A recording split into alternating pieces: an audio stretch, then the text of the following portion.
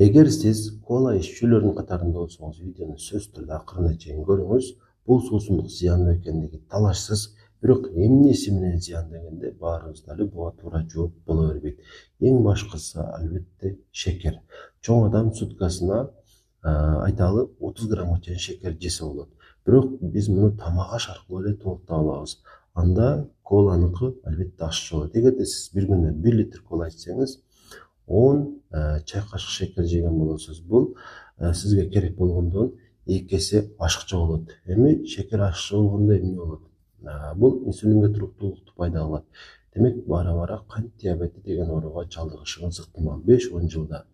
Эң аз дегенде чоң курсактуу болосуз. Бооруңузду май басат. Бооруңузду май баскандан кийин бул гепатитке алып барышы мүмкүн.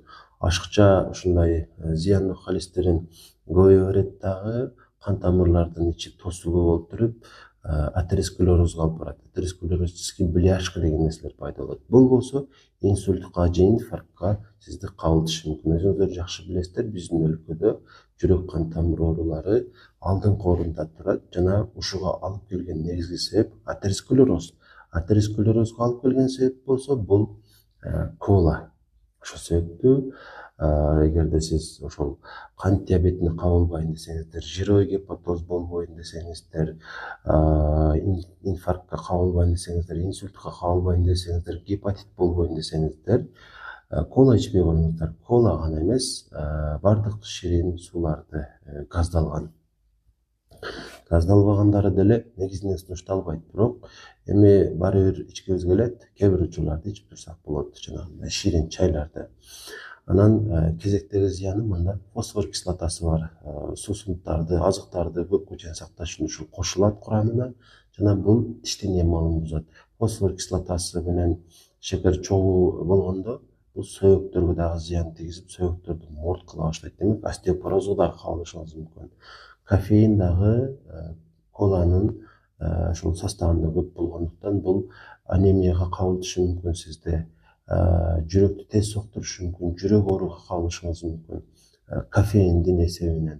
Жана ошондой эле эгерде сиздин гастритиңиз бар болсо, бул ашказан жарасына алып барышы мүмкүн. 12 чегиде дуоденит болсо, бул дагы 12 чегиде жараны пайда кылышы мүмкүн. Бул кезектеги зыян болду. Ушулар. Анан шекерсиз кола ичсем эмне болот десеңиздер, аларга дагы зыяндуу заттар кошулат. Баш ооруну пайда кылышы мүмкүн, моон ооруларды пайда кылышы мүмкүн. Жана ошондой эле ушул ичегилерде ушул жел туруп, ошол ичиңиз көбүп кыйнала турган болуп каласыз. Ушул дагы газдалган суулардын, айрыкча коланын зыяны болот. Ошол себептүү мен муну сунуштабаймын. Анын ордуна эмне ичсек болот? Албетте, улуттук суусундуктарыбыз бар. Эң жакшысы көк чай демек элем. Анткени көк чай ар бирибиз үчүн пайдалуу. Болгону эле ушул кан басымы төмөн болгон адамдар бир аз абайлап ичсин, баш ооруп кыйналышы мүмкүн.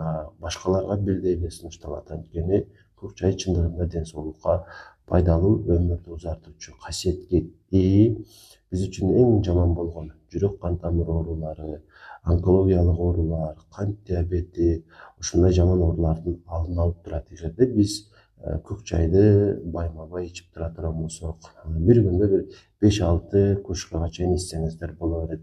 Анан бул азык катары деле кетет да, биздеги стрессти жоёт. Стресс болгондо биз өтө көп оорулар менен ооруйбуз. Стресс болбосок оорубайбыз. Ушул себептүү оорубаш үчүн көк чай ичиш керек. Анан негизи ушул мүмкүн эмес деген адамдардын категориясы жок. Бирок эгерде анемияңыз бар болсо, тамактан 2 сааттан кийин ичкениңиз жакшы. Ошондой эле ашказаныңыз ооруса дагы ач карынга ичпегениңиз жакшы. Анан уйкусуздуктан кыйналсаңыз, кечкурун ичпегениңиз жакшы. Башка адамдарга бул тыюулар деле жок. Анан көк чайды көбүнчө ушу күндүзү тамактан 1 саат, 2 саат өтүп ичсеңиздер эң ылайыктуу, убактысы болот. Сиздерге бүгүн ушул маалыматтарды жеткиргим келди. Пайдалуу болсо сөзсүз түрдө сактап алыңыздар, башкаларга жөнөтүңүздөр, лайк басып коюңуздар. Анан комментарийге суроолоруңуздарды, ой пикирлериңиздерди жазсаңыздар жакшы болот.